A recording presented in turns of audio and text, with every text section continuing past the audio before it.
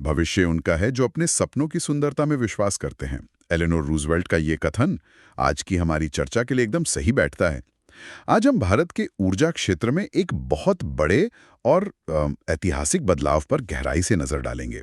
ये बदलाव शांति अधिनियम यानी शांति एक्ट के रूप में आया है। जी हाँ, शांति यानी sustainable harnessing and advancement of nuclear energy for transforming India act. और ये सिर्फ कोई छोटा मोटा कानून नहीं है। ये 1962 के परमाणु ऊर्जा अधिनियम के बाद इस क्षेत्र में सबसे महत्वपूर्ण सुधार है। बिल्कुल। तो आज का हमारा मिशन है इस कानून को समझना। यह है क्या, 60 साल के एकाधिकार को खत्म करने का असल में मतलब क्या है और इसने कौन सी बड़ी समस्याओं को सुलझाया है।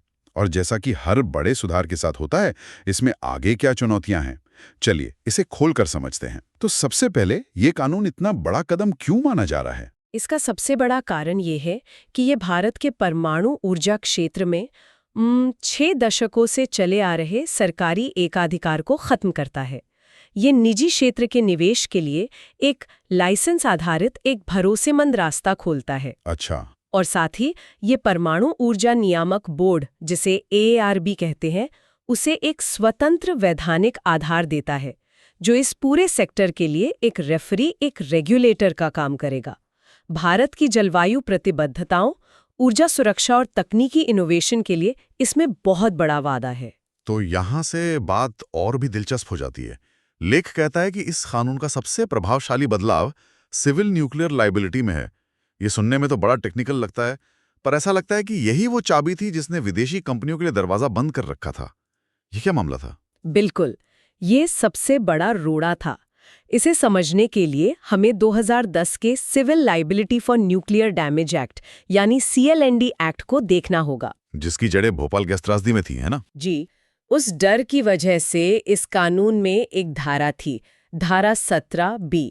ये ऑपरेटरों को, मतलब जो प्लांट चला रहे हैं, उन्हें यह अधिकार देती थी कि वे किसी भी खराब उपकरण या खटिया सेवा के लिए अपने सप्लायर्स के खिलाफ कानूनी कार्रवाई कर सकते हैं।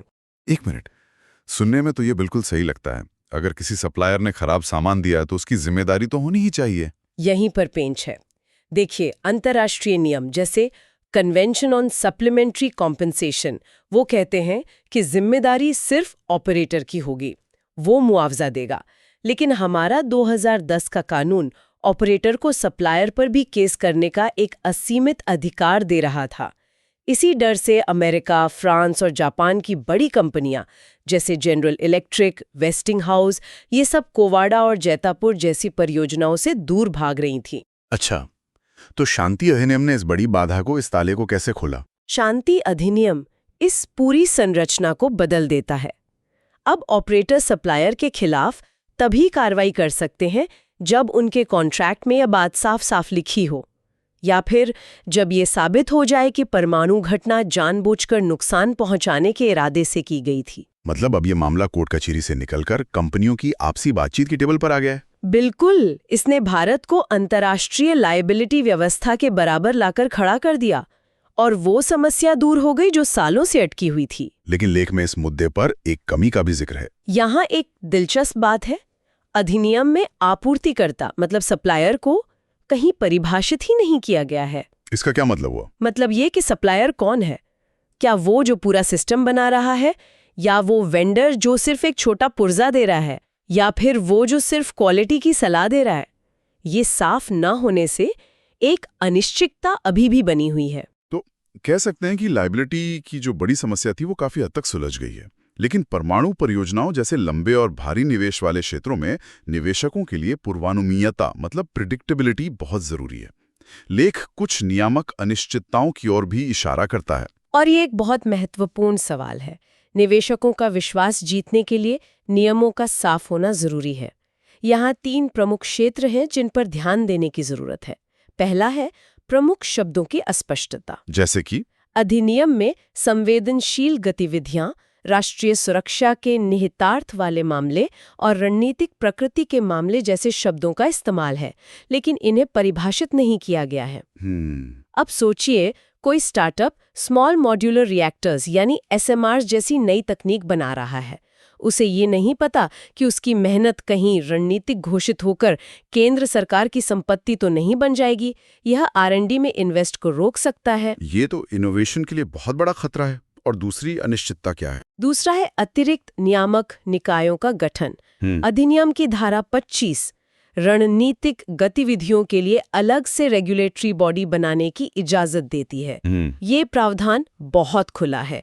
एक निवेशक के लिए ये अनिश्चितता पैदा करता है कि भविष्य में उसे किसी दूसरे अपरिभाषित नियामक के अधीन किया जा सकता है। राइट। और तीसरा मुद्दा AERB यानी रेगुलेटर की स्वतंत्रता से जुड़ा है ना? जी, ARB सदस्यों की चयन समिति का गठन परमाणु ऊर्जा आयोग करता है, जो खुद परमाणु ऊर्जा विभाग के अंतर्गत आता है। मतलब जिसे रेगुलेट करना है एक तरह से वही रेगुलेटर को चुन रहा है। बिल्कुल, ये हितों का टकराव है। अगर हम भारत में स्थापित अच्छी प्रथाओं को देखें, जैसे कि financial sector legislative reforms commission model, तो वो एक ऐसी खोज समिति का सुझाव देता है जिसमें सरकारी प्रतिनिधियों के साथ साथ स्वतंत्र विशेषज्ञ और रिटायर्ड जज भी शामिल हों। सही बात है। इससे AERB की संरचनात्मक स्वतंत्रता बढ़ेगी और लोगों का भरोसा भी। निश्चित रूप से। ठीक है, तो जिम्मेदारी का ताला खुल गया, रेगुलेशन का ताला अभी भी थोड़ा अटका हुआ है, लेकिन आखिर में बात तो पैसे पर ही आती है। एक बार बिजली बन जाने के बाद उसकी कीमत कौन तय करेगा? ऐसा लगता है कि यह कानून परमाणु बिजली के लिए एक पूरी तरह से अलग व्यवस्था बना रहा है। जी, और ये एक अनावश्यक समस्या पैदा करता है। शांति अधिनियम की धारा 37 परमाणु बिजली के मूल्य निर्धारण का अधिकार केंद्र सरकार को देती है, और ये 2003 के बिजली अधिनियम को ओवरराइड करता है। ये तो अजीब है, क्योंकि एक बार ग्रिड में आने के बाद एक इलेक्ट्रॉन तो एक इलेक्ट्रॉन ही होता है। उसे इस बात से क्या फर्क पड़ता है कि वो कोयले से बना है या परमाणु ऊर्जा से? बिल्कुल, परमाणु संयंत्रों से बनी बिजली को किसी और स्रोत से बनी बिजली से अलग मानने का कोई सैद्धांतिक कारण नहीं है। तो फिर अगर हम बिजली अधिनियम के स्थापित ढांचे का उपयोग नहीं कर रहे हैं, तो इसका कारण क्या हो सकता है? लेख के अनुसार इसका कारण शायद परमाणु ऊर्जा की ऊंची लागत है। लेकिन फिर यह तर्क दिया जाता है कि प्रशासित मूल्य निर्धारण, मतलब एडमिनिस्ट्रेड प्राइसिंग, इसका सही समाधान नहीं है। बिल्कुल सही। परमाणु ऊर्जा महंगी है, और आप पहले से ही वित्तीय संकट में चल रहे राज्यों के डिस्कॉम पर महंगी बिजली की अनिवार्य खरीद का बोझ नहीं डाल सकते। इस कार्यक्रम की सफलता के लिए सही उत्पादकों को सही खरीदारों से मिलाना बहुत जरूरी है। तो सही खरीदार कौन है? जैसे ज्यादा बिजली की खपत करने वाले डेटा सेंटर या बड़े उद्योग, जिन्हें विश्वसनीय, स्वच्छ और 24 घंटे बिजली की आपूर्ति चाहिए। ये स्मॉल मॉड्यूलर रिएक्टर्स SMR के लिए एकदम स्वाभाविक ग्राहक हैं। अच्छा, तो यहाँ SMRs की भूमिका आती है। जी, औद्योगिक क्लस्टर, SEZ और वाणिज्यिक उपभोक्ता 24 घंटे गैर जीवाश्म बिजली के लिए प्रीमियम कीमत देने को तैयार हो सकते हैं। तो इसका समाधान क्या सुझाया गया है? ऑफशोर विंड एनर्जी के लिए जो मॉडल प्रस्तावित है, वो एक रास्ता दिखाता है जहां जेनरेटर डिस्कॉम पर निर्भर रहने के बजाय अपने खुद के कमर्शियल और इंडस्ट्रियल ग्राहक ढूंढते हैं। ये इच्छुक निजी पार्टियों के बीच का लेन देन है। इसमें केंद्र सरकार के मूल्य हस्तक्षेप का कोई नीतिगत औचित्य नहीं बनता। तो समाधान के तौर पर धारा 37 में संशोधन किया जाए? या तो उसमें संशोधन हो, या एक अधिसूचना के माध्यम से प्राइवेट लेन देन को प्रशासित मूल्य निर्धारण से छूट दी जाए। तो इसका कुल मिलाकर मतलब क्या है? हमारे सामने एक ऐतिहासिक कानून है जो एक महत्वपूर्ण क्षेत्र के दरवाजे खोलता है, लेकिन इसकी अंतिम सफलता आने वाले समय में बनाए जाने वाले नियमों और नीतियों के विवरण पर टिकी हुई है। संक्षेप में कहूं तो शांति अधिनियम एक निर्णायक और साहसिक कदम है। इसने आपूर्तिकर्ता दायित्व की ऐतिहासिक समस्या को ठीक कर दिया है।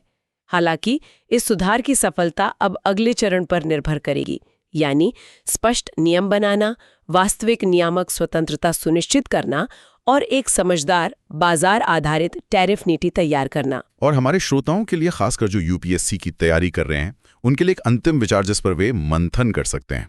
यह कानून निजी क्षेत्र के लिए दरवाजा तो खोलता है, लेकिन असली चुनौती शायद तकनीकी या वित्तीय नहीं, बल्कि सांस्कृतिक होगी।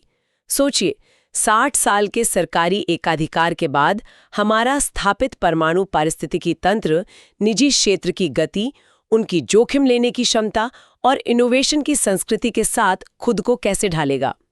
शांति अधिनियम की सफलता नियमों को बदलने के साथ साथ मानसिकता को बदलने पर भी उतनी ही निर्भर हो सकती है। और इसी विचार के साथ हम इस चर्चा का समापन करते हैं। ऐसे ही महत्वपूर्ण विश्लेषणों के लिए कृपया लाइक करें, सब्सक्राइब करें और अपने प्रश्न कमेंट्स में साझा करें।